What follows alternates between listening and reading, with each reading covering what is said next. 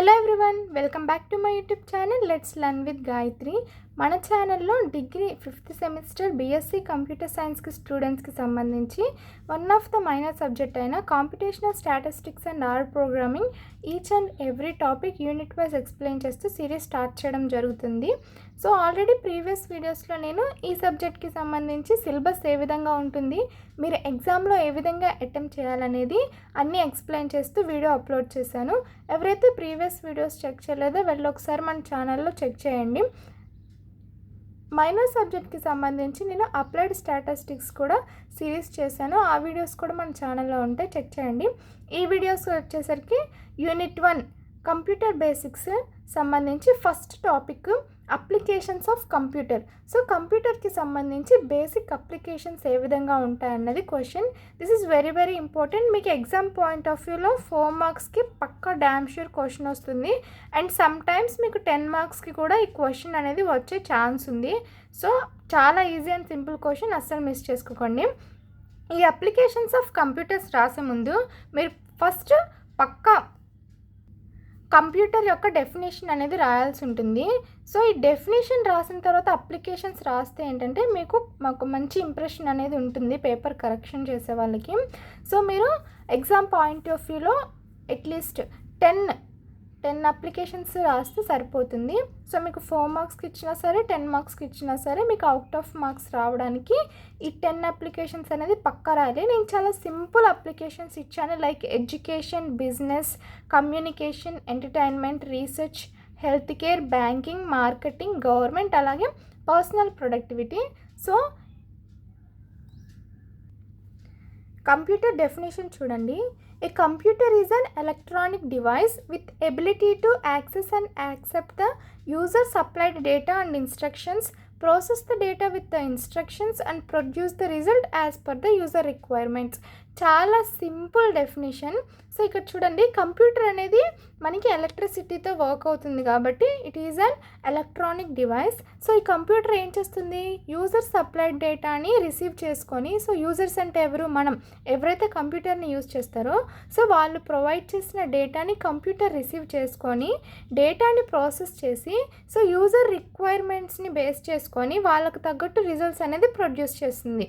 So ఇక్కడ చూడండి, the computer was introduced by the Charles Babbage in 19th century. So computer ఎవరు introduce చేశారు, Charles Babbage 19th centuryలో introduce చేశారు. So ఈ చిన్న డెఫినేషన్ రాస్తే చాలు, పక్కా మీరు ఈ డెఫినేషన్కి 2 మార్క్స్ అనేది పడతాయి. సో ఇక్కడ చూడండి, applications of computer. So computers have a wide range of basic applications that impact various aspects of our lives. So computers అనేవి మన బేసిక్ లైఫ్లో సో వేరియస్ ఆస్పెక్ట్స్లో యూజ్ చేస్తాము, వేరియస్ ఇండస్ట్రీస్లో, వేరియస్ డిఫరెంట్ సెక్టార్స్లో అనేది కంప్యూటర్స్ని వైడ్ రేంజ్లో యూజ్ చేస్తాము. So computers are used in various fields for various purposes. So different ఫీల్డ్స్లో డిఫరెంట్ పర్పసెస్ కోసం యూజ్ చేస్తాము. So here some of them are. So మీరు ఎగ్జామ్లో కూడా సేమ్ ఇదే విధంగా ఒక డయాగ్రమాటికల్గా రిప్రజెంట్ చేస్తూ ఈ విధంగా ఫ్లో చార్ట్ అనేది డెఫినెట్లీ వేయాలి. సో ఈ విధంగా రిప్రజెంట్ చేస్తే ఏంటంటే మీరు ఏవైతే 10 అప్లికేషన్స్ అనేవి పేపర్లో అటెండ్ చేస్తున్నారో అవి మీకు డయాగ్రమాటికల్గా సో ఒకే చోట అనేది మీకు ప్రజెంటేషన్ అనేది చేస్తే మార్క్స్ అనేవి ఈజీగా గెయిన్ చేస్తారు. So here comes first education. So మీరు ఎడ్యుకేషన్ పర్పస్లో ఎడ్యుకేషన్లో కంప్యూటర్స్ని ఏ విధంగా యూజ్ చేస్తారు.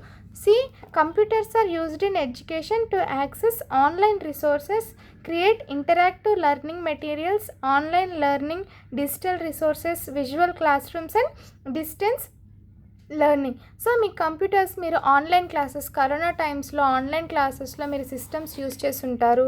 సో అలాగే మీకు క్లాస్ రూమ్స్లో డిజిటల్ రిప్రజెంటేషన్ అనేది ఉంటుంది, మీకు పీపీటీస్ ప్రజెంట్ చేయడానికి కానివ్వండి. సో మీరు ఇప్పుడు యూట్యూబ్లో క్లాసెస్ వినడానికి కూడా కంప్యూటర్స్ని యూజ్ చేస్తూ ఉంటారు. సో ఈ విధంగా ఎడ్యుకేషన్లో కంప్యూటర్స్ ఈ విధంగా యూజ్ అవుతాయి.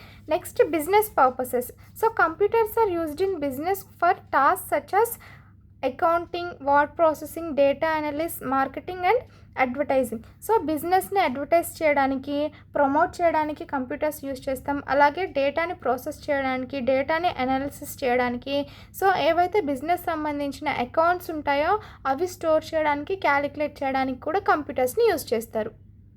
Third one communication. Computers are enable communication through email, social media and video conferencing. So మనం కంప్యూటర్స్ని ఏ విధంగా సోషల్ మీడియాని యూజ్ చేసుకోవడానికి, లైక్ యూట్యూబ్, వాట్సాప్, ఇన్స్టా, ఈ విధంగా సోషల్ మీడియా యాప్స్ని యాక్సెస్ చేసుకోవడానికి, ఈమెయిల్ని సెండ్ చేసుకోవడానికి, రిసీవ్ చేసుకోవడానికి, వీడియో కాన్ఫరెన్సింగ్కి, ఈ విధంగా కమ్యూనికేషన్ పర్పసెస్గా కూడా కంప్యూటర్స్ని యూజ్ చేస్తాం. Next entertainment. Computers are used for entertainment purposes such as playing games, watching movies and listening music.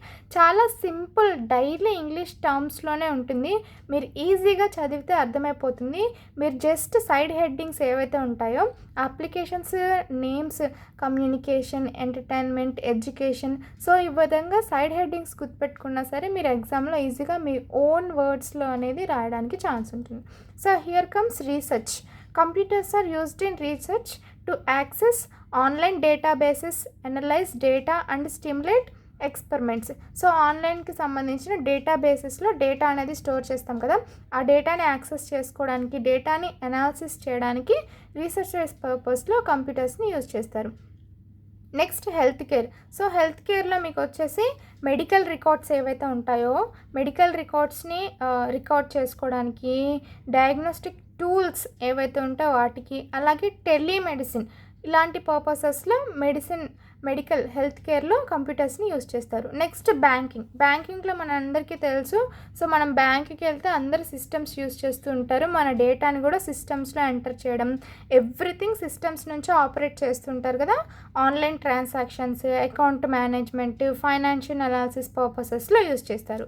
Next here comes మార్కెటింగ్లో ఏ విధంగా యూజ్ చేస్తారు? Social media management. Social media, మనం చేసే బిజినెస్ కానీ, మార్కెటింగ్ కానీ, సోషల్ మీడియాలో పోస్ట్ చేసుకోవడం, ప్రమోషన్ చేసుకోవడం, అలాగే డేటాని అనాలిసిస్ చేయడం, అడ్వర్టైజింగ్ అంటే ప్రమోషన్స్, అడ్వర్టైజ్మెంట్స్, ఇవన్నీ కూడా మనకి మార్కెటింగ్ పర్పసెస్లో యూజ్ చేస్తాము. Here comes government. సో మీ అందరికీ తెలుసు గవర్నమెంట్లో డేటాని మేనేజ్ చేసుకోవడం, పాలసీస్ని అనాలిసిస్ చేసుకోవడం, అలాగే పబ్లిక్ సర్వీసెస్ని మేనేజ్ చేసుకోవడం. సో ఇవన్నీ పర్పసెస్ మీద కంప్యూటర్స్ని యూజ్ చేస్తాం. Next here comes personal productivity. So మనకి పర్సనల్ కోసం యూజ్ చేస్తాం, సచ్ యాజ్ వర్డ్ ప్రాసెసింగ్ చేసుకోవడానికి, scheduling and task management. So మనం టాస్క్స్ని మేనేజ్ చేసుకోవడానికి ఎంఎస్ వర్డ్, ఎంఎస్ ఎక్సెల్ ఇవన్నీ యూజ్ చేస్తూ ఉంటాం కదా కంప్యూటర్స్లో. సో ఇలా మన పర్సనల్ ప్రొడక్టివిటీ కోసం కూడా కంప్యూటర్స్ని యూజ్ చేస్తాం. సో మీరు ఎగ్జామ్లో ఈ 10 అప్లికేషన్స్ రాస్తే సరిపోతుంది, డెఫినెట్లీ మీరు స్కోర్ చేస్తారు. ఫ్లో చార్ట్ మాత్రం అస్సలు మర్చిపోకండి. So please do like and subscribe to our channel. Thank you for watching.